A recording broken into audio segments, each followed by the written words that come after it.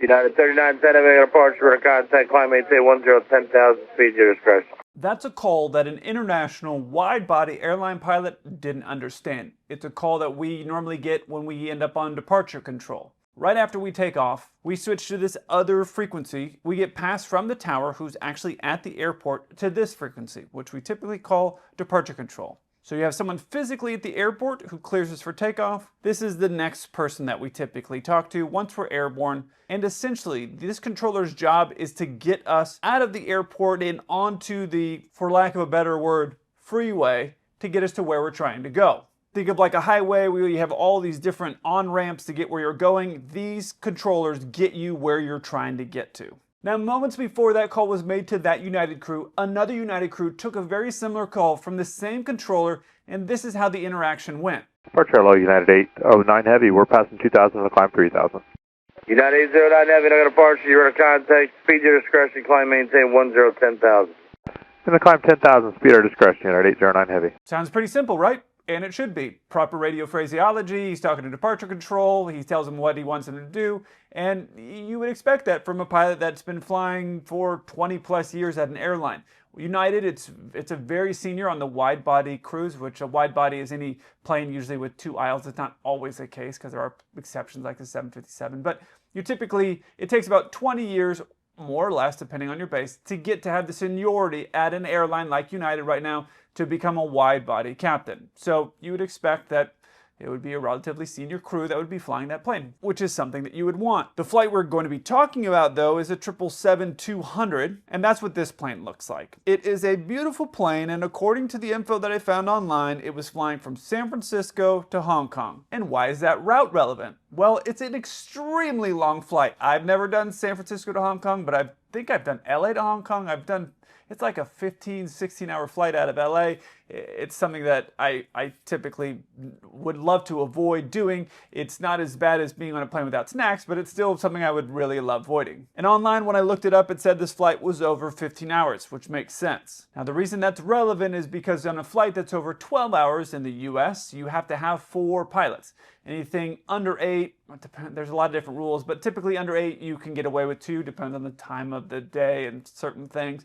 Typically 8 to 12, you have 3, and then 12 or more, you have 4. So without a doubt, this flight, 15 hours, no matter what, you're going to have 4 pilots up there. And while that's relevant is because when somebody, let's say I'm working the radios, if somebody makes a call to me, and I'm not sure, like, what did he say? I'll usually look over, or I'll say to the other pilots, like, what did he say?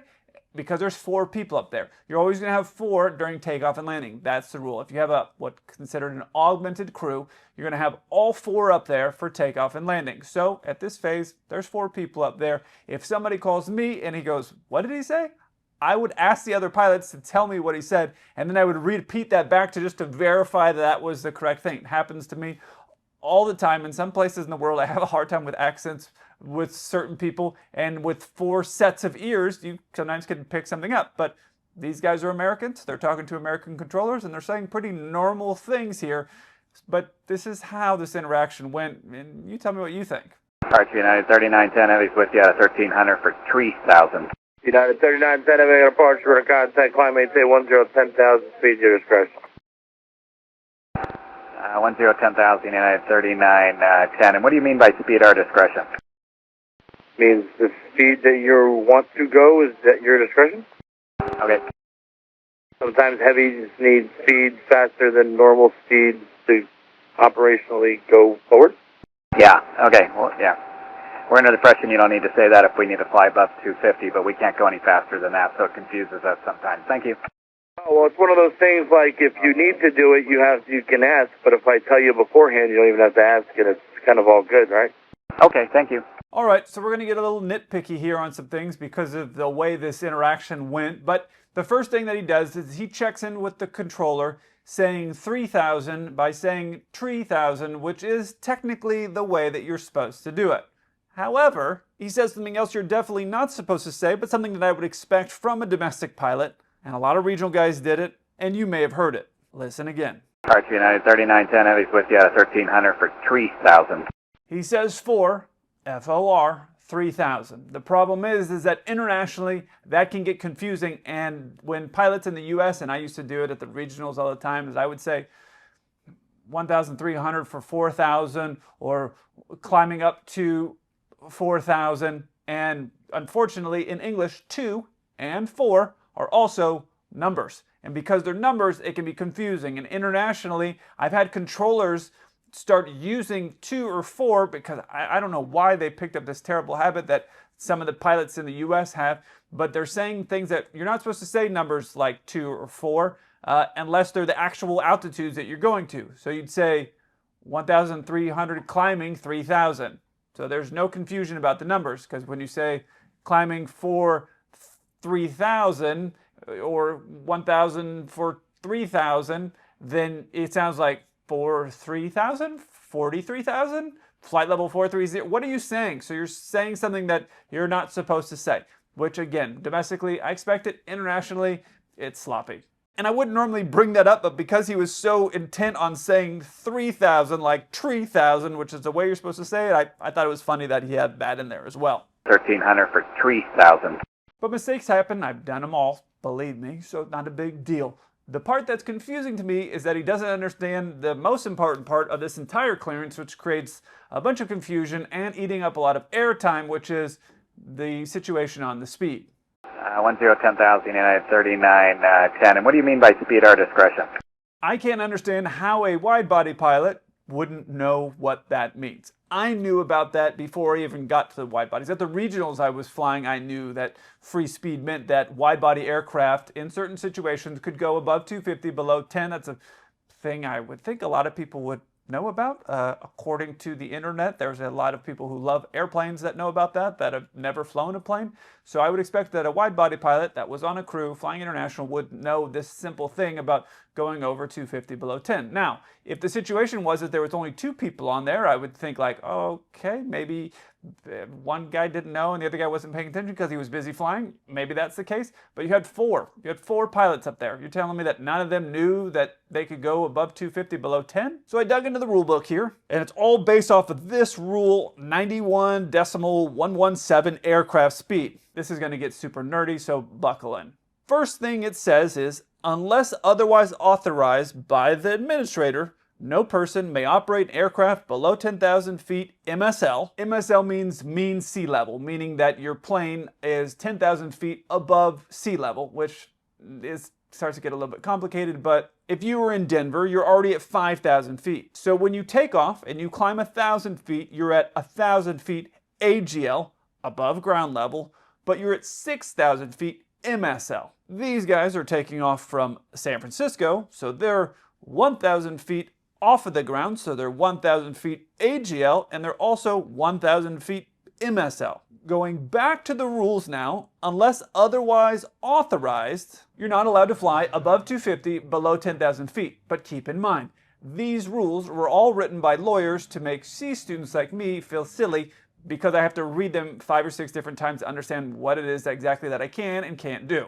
You'll also notice this little section here. It says, if the minimum safe airspeed for any particular operation is greater than the maximum speed prescribed in this section, the aircraft may be operated at that minimum speed. So essentially what it's saying is that unless you've gotten permission from the FAA to go faster than 250 below 10, you can't do it. Now, does the air traffic controller count as the administrator? From everything that I've read, no, he's not the administrator. In the airlines, we have special rules and things that we ask for, and we're given special procedures that we can do. And we submit this enormous book up to these people at the FAA, and they go, yep, you want to fly your planes and your aircraft that way, you're allowed to do so. And that is the administrator. It's a person that works in the FAA who says, you airline, Boeing ABC, you're allowed to fly your aircraft like that. That's approved. And one of those things you can ask for is say, I need to exceed this Rule 91, whatever it was that I said earlier, and fly faster than 250 knots below 10,000 feet, because my plane, when it's really heavy, it can't put its flaps all the way up until we exceed 250 knots. So you have 2 different options. You can fly below 10,000 feet, with your flaps out, which creates a lot of extra drag, which isn't ideal. You're just kind of wasting fuel at that point. Or because you've asked for permission from the administrator, you can say, because our plane's really heavy, we need to go above 250 knots below 10,000 feet, and you're allowed to do that. By having our flaps out like this, we are able to climb typically faster because we're going slower, but we're creating a lot of unnecessary drag, which increases our fuel burn. And that's one of the things that makes it tricky at the airline that I work at, because sometimes we're taking off close to 1,000,000 pounds, sometimes we're at high altitude airports. You could be at 8,000 feet starting elevation, which we don't really have any typical commercial airports typically in the US where your airliners are flying in and out of that are starting at 8,000 feet.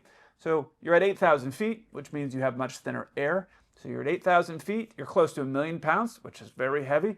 And now you're trying to get this plane off of the ground. Now, keep in mind that there are limits of which you are able to keep your flaps out. So some planes it could be 15,000 feet, some planes it might be 20,000 feet, but you have to have all of your flaps retracted before you get to that altitude. So it's not like we can just leave our flaps out to get to whatever altitude we want. There are limitations that we have to fly within. And our airline says, okay, here's the plane, here's the airport, and we've tested everything. You're able to get your flaps cleaned up before you get to this altitude. No big deal, now go do it. So you'd have to keep all these different things in mind while you're navigating weather, while you're possibly dealing with engine problems and engine failure procedures and all the other things, and you're talking with somebody on the radio. So there's a lot of things you mentally have to have going on in your head as you do flying. Things like the departure and the arrival is the most time-consuming, mentally draining part of flying. The cruise is not really a big deal. You're just hanging out and eating. Now, there are two places that you're going to be able to find out, one of them being on the ground, that you're going to need to exceed this speed of 250 knots before you even take off. Some pilots call it a high-speed climb. Some people call it free speed. You can call it a few different things, but essentially what you're trying to do is exceed that rule of 250 knots below 10. One of them that you'll find them on the 747, obviously is the plane we're going to refer to since that's what I'm familiar with. We have it on this page. You'll see right here that in this particular configuration that we're going to have to exceed 250 knots below 10,000 feet in order to be able to get all of our flaps cleaned up. And since we would have talked about that on the ground, we would have said, hey, we're going to be at 270 in the climb through 10.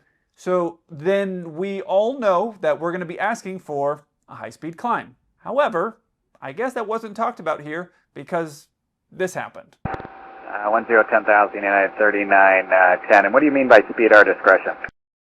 Now, there are some places in the world, for example, what comes to mind for me is Chicago, that it strictly prohibits you from exceeding that. And it shows that on one of our charts that you're leaving when you're leaving out of Chicago. This is what it looks like. It strictly prohibits you from going above 250 knots, below 10, and above 10. They actually have to release you. So typically what we do is we load in the speed so this plane doesn't speed up when it gets through 10,000 feet. And so that way when it gets above 10,000, normally the plane goes, now I can go fast. So we have to put in a restriction into our box that says, hey, until you get to like 15,000, usually it's about 13 when they release you in Chicago. Shout out to the controllers in Chicago. If you want to let me go a little faster and let me bring the smoke of the 747 next time you ride on my plane, all the snacks that you want, just throwing it out there. But they typically will keep you through about 13,000 before they let your plane accelerate because there's so much traffic in and out of there and the way the arrivals are structured and the way they're moving all the planes around, they don't want you going forward. They want you going up and getting out of their airspace. That's the way they do it. So because I've gone in and out of there many times, I know that's the case. Now in an RJ, a CRJ, ERJ, not really a big deal. On a 747, it's a little bit of a nuisance for us because we have to put in a lot of restrictions, and if you don't put them in there, you start going too fast and you're going to get a phone call. Another example that's also very different, that can help create some confusion in this whole situation, is Germany. They are famous for not letting you go above 250 below 10, unless you ask. And I learned this, shout out to a Lufthansa 74 crew that I hung out with one day.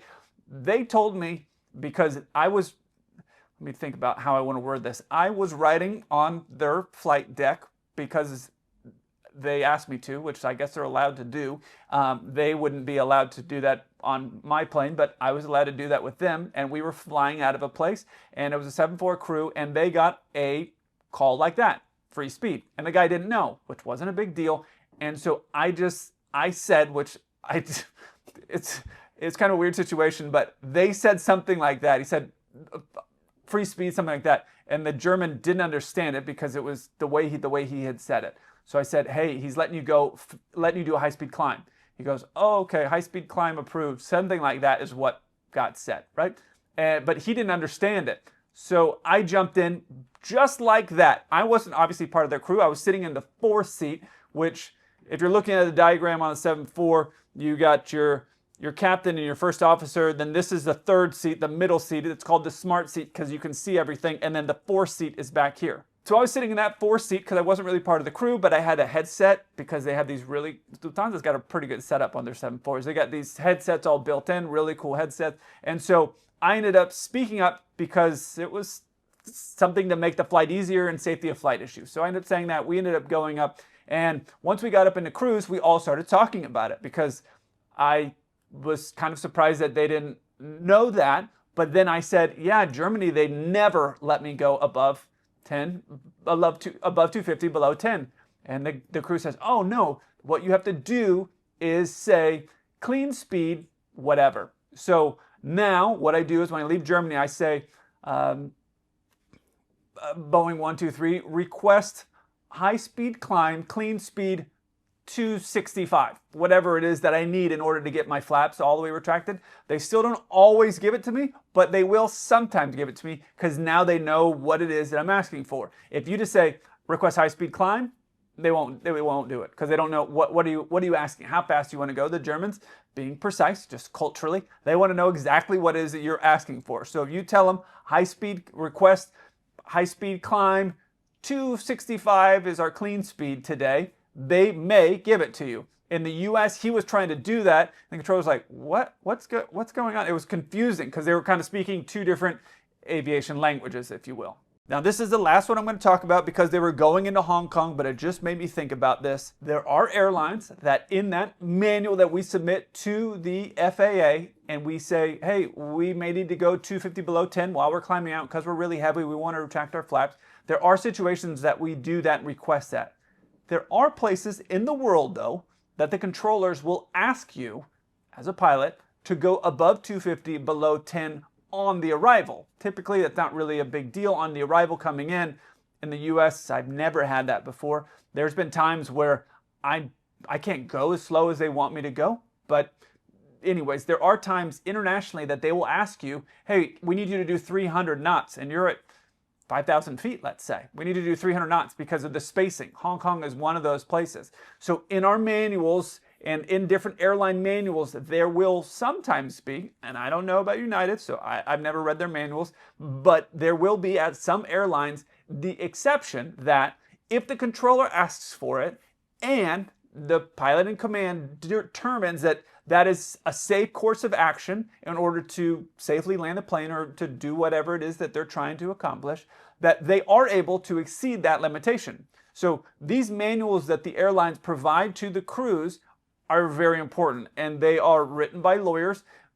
I don't know why they can't just make it super simple for people like me to understand it, but if you read it 7 or 8 times, you can understand the rules that they want you to do. So there are rules that allow you to go 250 below 10 climbing out. There are rules that allow you to go above 250 as you're going in, but you have to know those rules so that way when you're in that situation and you see, oh, okay, this is what they're asking, I know that I can do this because of this one sentence in this 800-page manual says that if they ask for it, and we determine that it's safe to do, then we're allowed to do it. So there are situations going up and going down, so it confuses me to have a person that's doing a 15-hour international flight with a crew that at least one of the people has been there probably over 20 years, that nobody was saying like, no, just tell them free speed and we'll talk about it. Because that's what would happen in my plane. If I was flying and someone said like, free speed, what are you talking about? We're confused, we can't go. I just say like, dude, stop talking, we'll talk about that. Not right then, because you're probably 2,000 feet at that point and you'd want to get up into cruise. But once you got up into cruise, you would say, hey, listen, these are the rules. And maybe this was a person that was newer on the wide body, but there was 4 people. So it just kind of strange. Here's what happened next. United 3910 Heavy. Usually we have these international flights that ask it right off the ground, so we just give it to every heavy. I personally give it to every heavy. In the event that you need it, you don't even have to ask for it. Good. Terrific. I appreciate the clarification. No problem. United 3910 Heavy, contact Oakland Center 125-185. Good day. 2585. You have a good day, sir. 3910. Now, I'll give the guy credit here. The pilot and the controller, they're both being pleasant and professional. This guy didn't understand it, which is fine, not a big deal. And the controller has his normal rule, the way he operates. He just gives it to us, which is great because it saves us from asking for it, because technically, it says that if the administrator gave it to you and you're allowed to do it, some people can interpret that, and that's the problem of having it written by lawyers. Some people can interpret that as saying, like, I don't have to ask for it. You're allowing me to climb this, which means I'm allowed to do it without even requesting it. But it's typically courteous, and what most pilots do, especially what I've seen, is that they'll tell them, request high-speed climb. And the controllers will usually say free speed. And then in a place like Chicago, you don't even ask for it because you know they're not going to give it to you. So, and then in Europe, you always ask for it, or everywhere else in the world, most other places in the world, you ask for it. Some places, they just know that you're always going to be going fast. So you kind of have to fly all over the world or get familiar with certain airports to know when and where you can ask for it. But in the US, typically you will tell them, even though your manual typically allows you to do it without asking, as a courtesy, so everybody's on the same page that you're going to be going fast, unless you can't. Stupid, I know. So the next time that you find yourself in a situation, especially with a crew of 3 pilots, all of you who are listening to the controller, and they say something that you don't understand on the radio, turn around to one of the other guys and say, what did he say? And or just repeat back what the controller said to you, and then turn around and say, what is he saying? Free speed, what does that mean? And then they can all solve it up, because here you took a lot of radio time and sounded like you were completely lost and you're doing a wide body flight. It just, honestly, it really caught me off guard. That would be something that I would expect from someone who is just brand new, which is possible on doing international. They're brand new, just got caught off guard.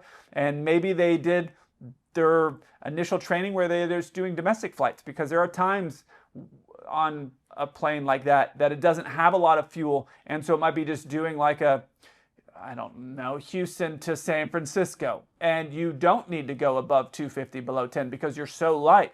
But on a flight like this, 15 hours, you're going to be very heavy. You're probably doing, I don't know, 270 maybe, to get up and get cleaned up. And so maybe he just hadn't done one of those or wasn't really paying attention. And I called a friend of mine regarding this, and I said, hey, I'm dealing with this video with this guy, and he goes, what do you mean you can do 250 below 10? And the guy's been flying for 15 years, but he'd only flown narrow bodies, so he didn't even know that that was a thing. I was like, free speed, high-speed climb? He's like, never heard it. I was like, no, you've heard it. You just had no idea what was being said. So it's possible that this pilot, is the only thing that I can think of, had transitioned from and had a lot of experience as a narrow-body pilot and is now doing wide-body flying and just had no idea that that was a thing and just somehow didn't know that through training, and now he's in this situation. That's the only way I can understand how it could be the scenario.